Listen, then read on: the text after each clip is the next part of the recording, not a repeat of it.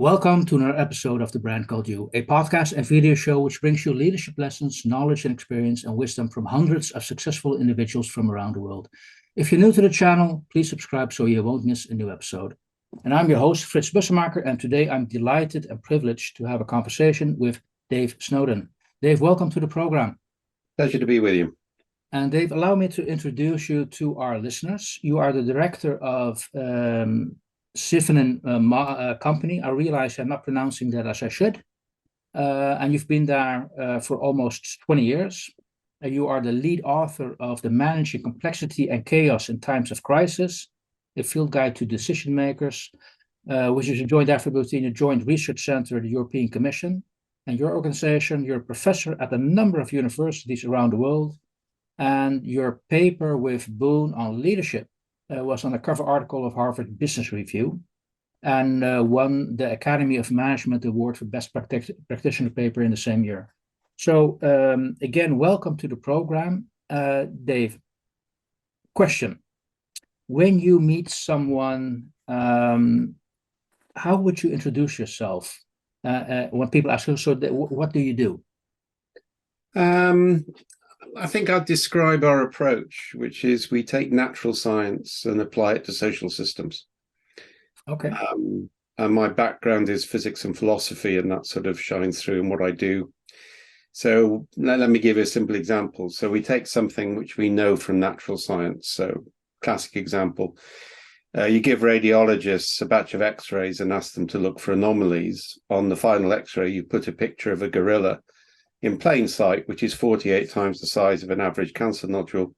83% of radiologists won't see it, even though their eyes scan it. That's called inattentional blindness, and I can give you the reasons why later. The point is, the minute you understand that, you can't try and make people more rational or take an information-centric approach to decision-making. You have to take a very different approach. So we start with the science, and from that, we develop methods and tools. And that's our overall approach. Okay, I got that. Thank you for that explanation. Now, where would you apply these ideas? Can you give me examples? I think anywhere, to be honest, all right, what happens when new paradigms come through, and they come through every few decades or so, and complexity science is one of those, along with the sort of sense-making approach, is you tend not to be industry specialized. Mm-hmm. So the original work on this, which started when I was IBM, was on a DARPA program called Genoa 2, which was looking at how do you understand when civilian populations are likely to go from tacit to explicit support of terrorism. And I've done a lot of work in US military strategy. At the same time, about 50% of our work is development sector. So it's how do you measure the impact of aid in, for example, improving the status of women in Africa or whatever. We're currently working with 3 of the big pharmaceutical companies, 2 of the oil companies. I think fundamentally where people are dealing with problems to which there isn't a conventional solution or a standard solution, that's where we tend to come in, right? And that's our focus. Okay, because to be honest, let me share with you. Recently, I was triggered to look at your model again, because a colleague of mine at ePartnership, where I work in the Netherlands, Sander Verhoeks, he took our team along your model to explain the difference between complex, complicated, in relation to chaotic and clear. And I believe that is, in summary, the 4 elements of your model. Is that correct? Not completely. There are 5 elements to it, and it's a framework. In the center part, yes, I realize that. I mean, the way to normally explain it is that what you see in nature is there are 3 fundamental types of system: ordered systems, complex systems, and chaotic systems. And if you want a metaphor, that's like solid, liquid, and gas. Yeah, I got that. And if you remember latent heat from high school, you know, when you heat up water, it doesn't become steam. Mm-hmm. When it reaches 100 degrees, you have to put more heat in, and that's called a phase shift. So in Cynefin, order, complex, and chaotic are effectively different states with phase shift between them, either energy required or energy thrown out.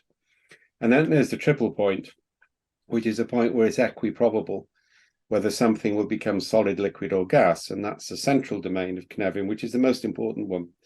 which is called the aporetic domain. Now, aporia is a Greek word. It means a question to which you do not know the answer until you think differently about the problem, which is why that's important, right?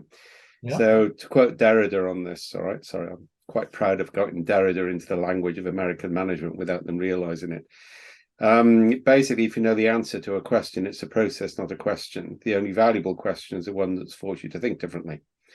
So it's basic. That's called the 3+1 version of Cynefin, which is how it's pronounced.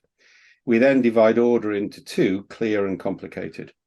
And that's not a phase shift boundary. That's a distinction between everybody knows and agrees what to do, and only the experts need to know. So fundamentally, clear, complicated, complex, chaotic, and aporetic, or if you want a C word, confused. Yeah, and it's 5 domains and it's a framework. Okay.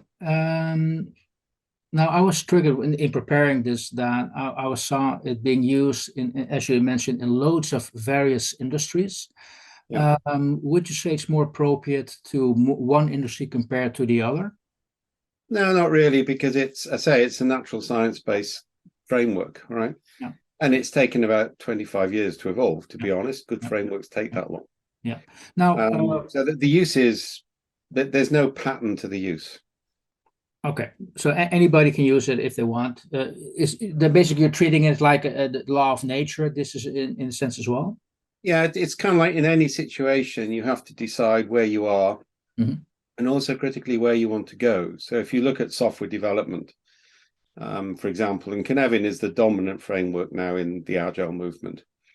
Most Agile techniques are about making things which are complex, complicated. Yeah, that's their value. So that's what we call a dynamic in Cynefin, right? So it's how do you shift things from borderline, yeah, they're complex, but we can see a pattern, into complicated, we can scale and repeat what we do.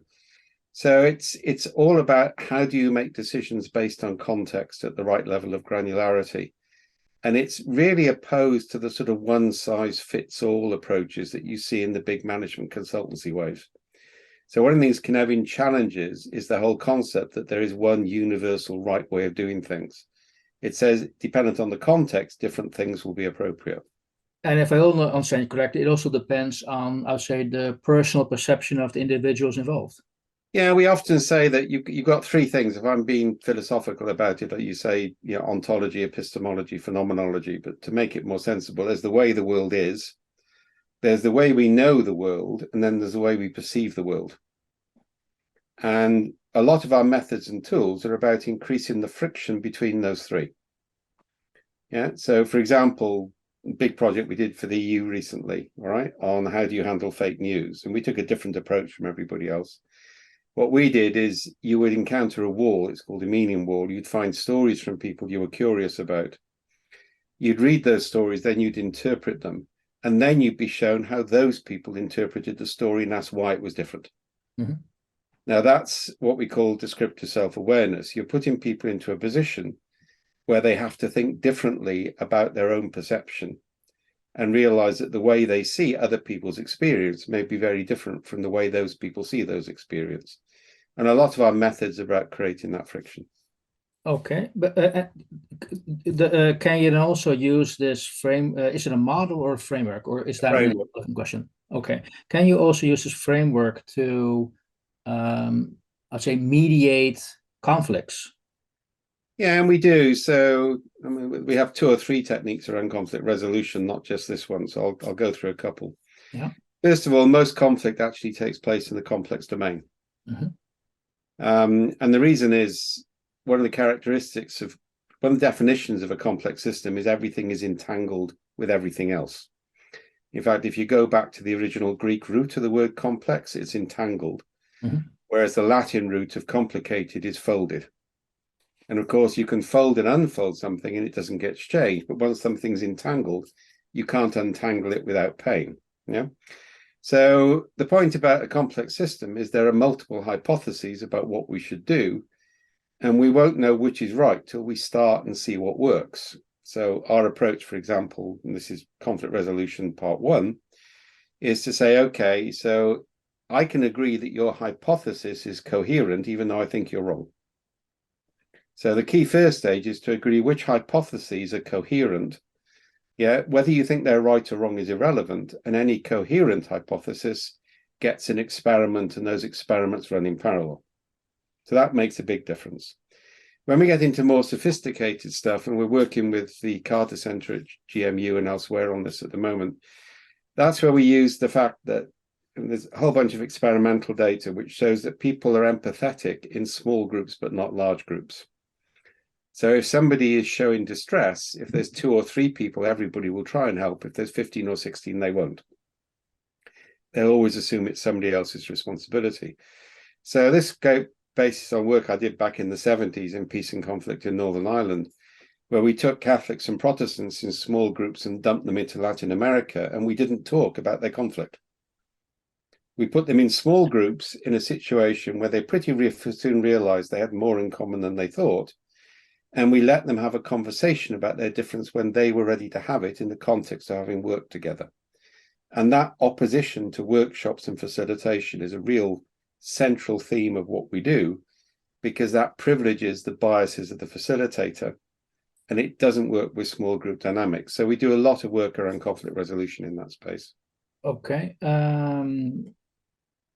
When you pick up a couple of people and bring them to Central America, that does that mean this only applies for the happy few, or can you also do this? That was it. I mean, this is the 70s before I understood the theory. I mean, at that time I was going to be a Jesuit, and I was a young idealistic, straight out of university with a degree in philosophy and theology and physics. All right. And there was a whole process going on around the Coromila community in terms of getting everybody together in big halls and get them all to agree that they would be nice to each other. Remember, Catholics didn't have the vote in Northern Ireland at this point, and there was mass conflict. Yeah. So the trouble with that, and it was wonderfully satirized in Derry Girls recently, in which the Catholic girls are forced into a peace and reconciliation process with the Protestant boys, and it all goes badly wrong. So we took a different approach. We literally took 2 Catholics and 1 Protestant, or 2 Protestants and 1 Catholic. The asymmetry is important.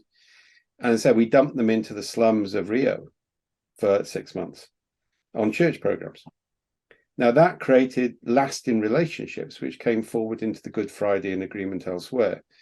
Now we understand the theory, we're starting that work at scale. So the big part of our work is to allow people. We do a lot of work with what are called micro-narratives, or people's day-to-day experiences. But critically, we allow them to interpret it. They're not interpreted by AI or by experts, which really upsets the experts because they think they know better. So what we now do is we'll find clusters of narrative which actually indicate common problems across conflict groups. And then we'll put small groups of people from different conflict sides to work on those narratives to come up with solutions. And we approach the problem indirectly, not directly, and let people find their own contextual solutions to the problem. Now that translates across into working with pharmaceutical companies on how do you bring together IT, research, and commercial. We're doing exactly the same process. Is small groups working on micro problems and having the discussions about what's similar or different in the context of working together. So I translate immediately. It's not always good to aim for the bigger picture. Sometimes you just need to work, say, on grassroots level. Yeah, and I think if I put that into scientific language, I agree with you. What basically you have to change the dispositional state of the system, so that the things you want take less energy than the things you don't want. We have a whole mapping technique around this. And small actions change dispositions faster than big picture thinking. Particularly, these days, because people have, the one way to, if you ever want to change your company, do not announce a change initiative, because it will just trigger everybody's cynicism because they've lived through so many before.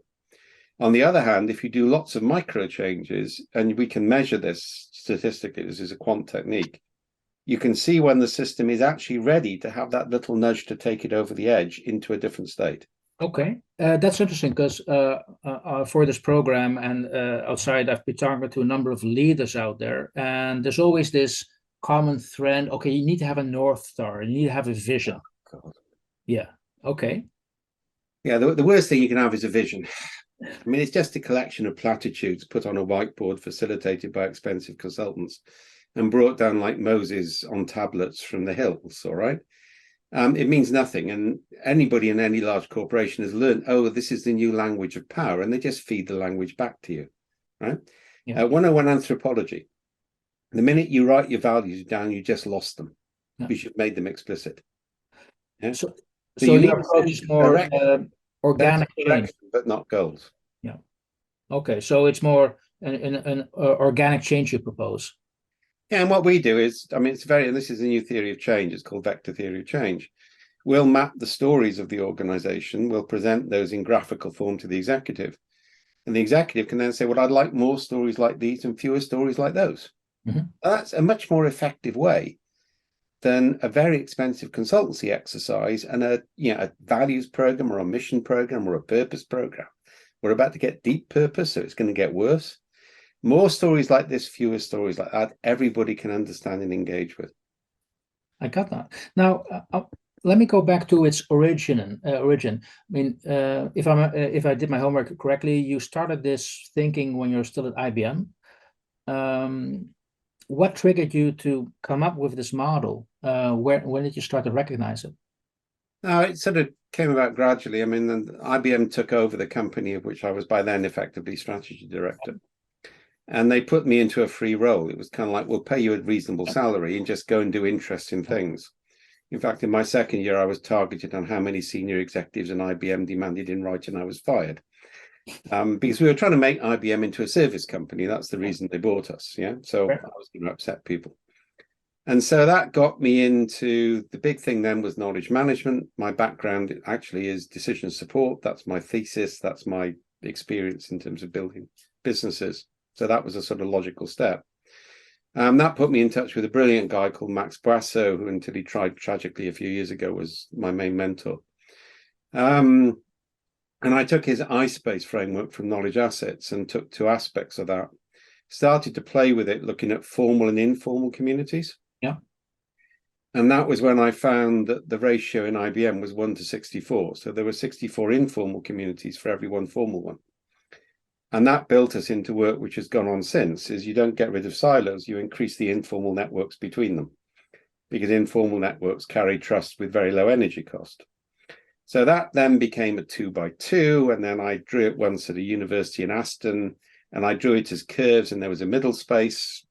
So I thought about the middle space, and it kind of like went on from there, to be honest. Yeah. Okay. And this also alludes, I think, the answer to why the framework is called as such, because it's a Welsh word for habitat. No, that's the English translation. Oh, okay.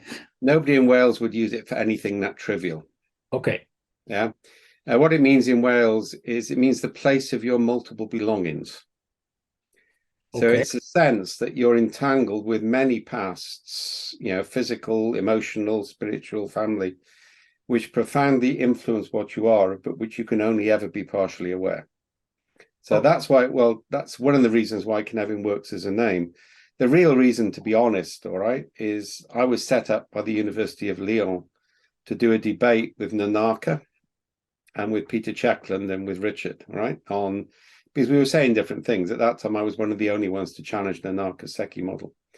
And he renamed it just before the debate Bar, which is a Japanese word with deep spiritual significance, meaning space. And I thought, oh my God, I'm going to lose the debate. So what's the Welsh equivalent of Bar Cynefin? So now, Japanese, Nanaka-san, honorable Japanese management consultant, uses model with deep spiritual significance and Japanese name. Now, Welsh professor uses model, framework with Welsh name with deeper spiritual significance. So it was equality of debate. And that was the trigger point, if I'm honest about it. Okay. Well, it's good to know, but it also triggers me that, because I like how you reacted to my, I would say, simplistic translation to habitat. But it also, for me, what it triggers is that if you don't have a word for what you're describing in your own language, to what extent is that a drawback? Because is there an English word? Or there isn't an English word, right? I mean, but remember, there's the English effectively are formed by a nation of successive conquerors. Yeah. I mean, that's what they are, right? So Welsh has other words like hiriaeth, which is not sentimentality, because it's a desire to return to a half-remembered past, which never fully existed. All right. And we have words like cure. Yeah. And having a big debate in Australia and New Zealand at the moment about what the indigenous equivalent is of Cynefin, and we haven't yet reached an agreement on what it is, because they have multiple words which could be the equivalent. So I think language evolves from the situation of a nation of people, and it reflects on them. So in philosophy, for example, there isn't an English equivalent of Weltanschauung. How the hell else do you? I mean, you just use the German, right? Yeah. And the danger is cultural appropriation. Yeah, using words from other cultures without permission is a problem.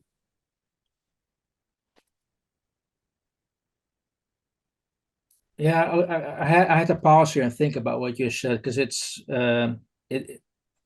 quite yeah, it's very much food for thought. Now, I was wondering, how would you define success using this framework? Are there examples where look, I've been very proud that my framework or this framework has been used to reach this particular goal?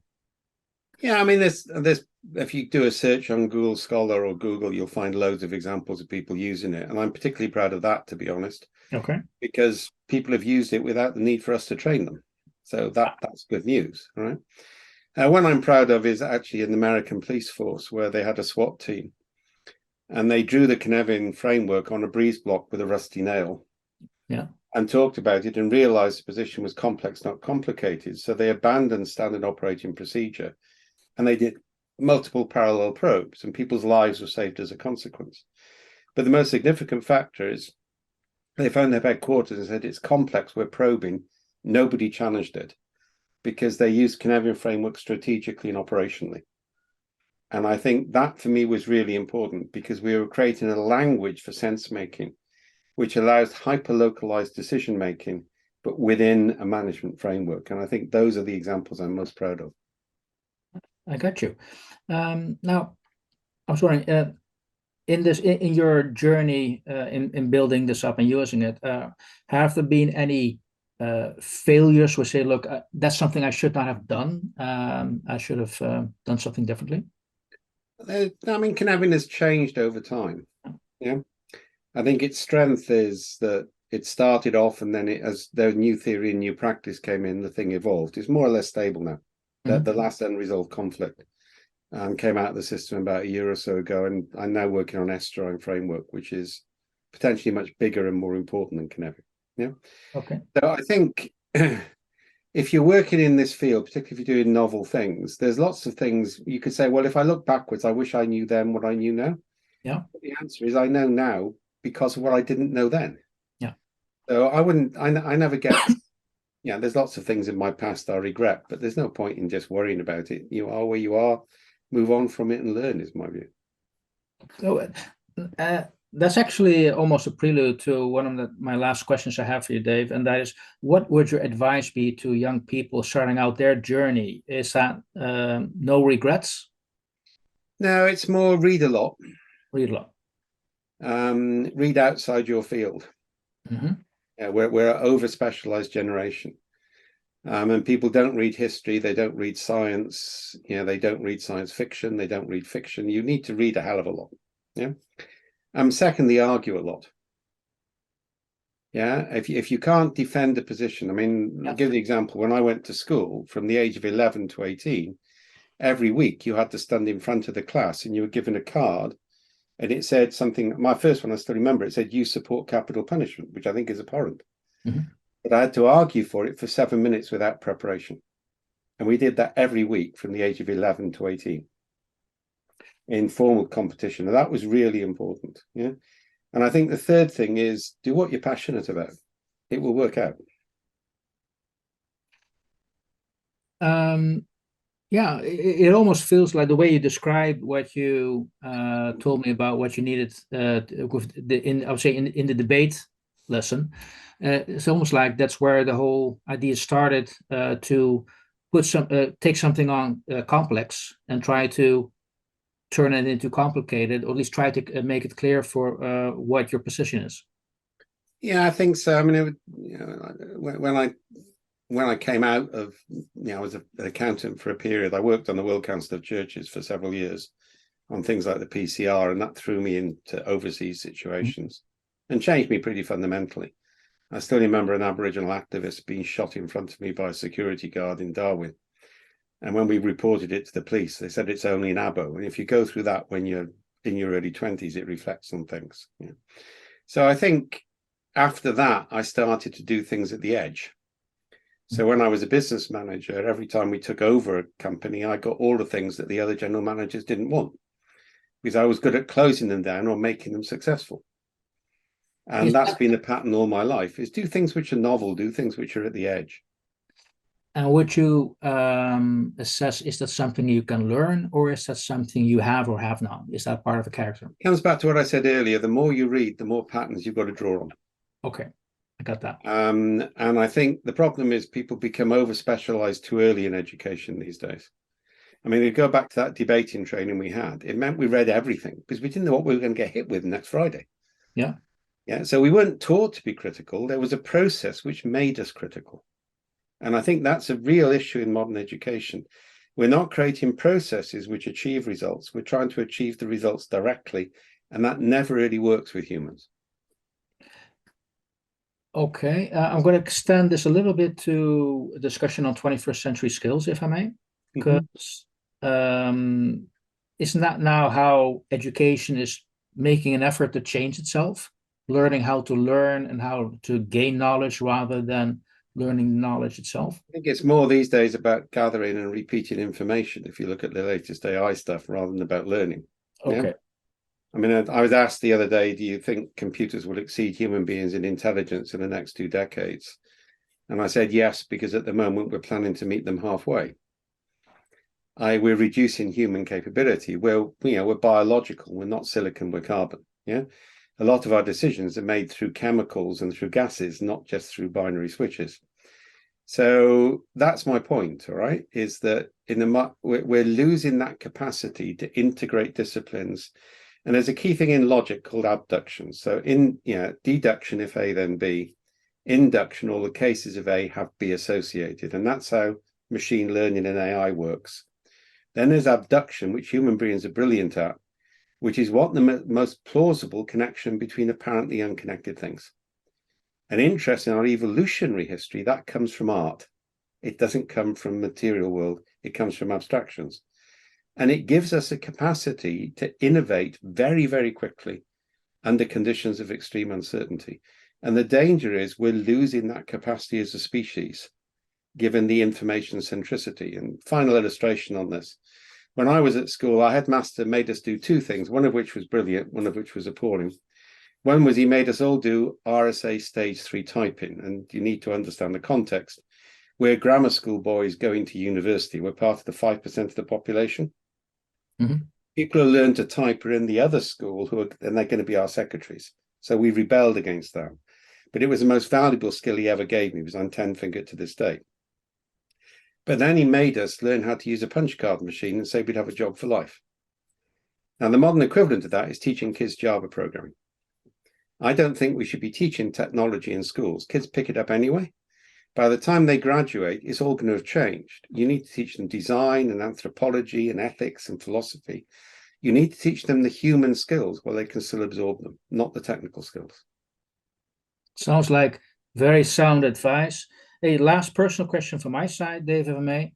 What's your top 3 recommendation on books to read? It depends on the field, really.